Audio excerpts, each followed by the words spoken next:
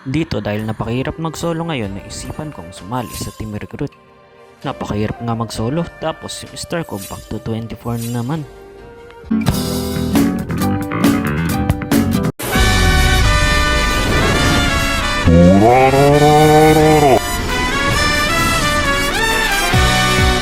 Ang katapat ko nga dito, itong Spartan.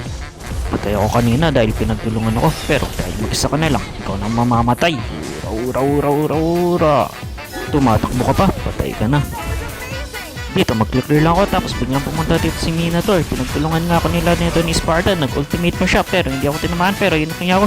Kala niya papapasok niya ako sa ultimate niya, pero nagkakamali siya. Buti na lang dumating na dito yung mga kasama ko. Ura, ura, ura, ura. Oras mo na para mamaalam dito sa mundong to. Pa, yung baka, patay na din yan. Oh, dumating pa nga dito si Nana, pero hindi ako magpapapigil.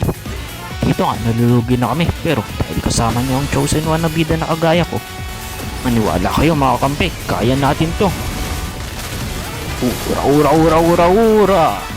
Pero mga kasama, habulin natin sila. Huwag na yan MM, ito na lang core, masyado na malayo yan. Tara dito Nolan, wala ka ng takas. Dito nga, kuha nila yung Lord. Pero hindi yan magiging hadlang. Kailangan tong manalo dahil magiging 23 na yung star ko pag natalo pa ako. Tapos dito nga, nakapag-lord kami.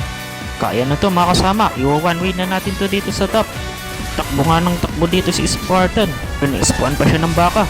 Pero mamamatay na siya dahil nag-iinit na kami dito ng mga kasama ko. Wala nang makakapigil sa amin. Kailangan na namin manalo dito.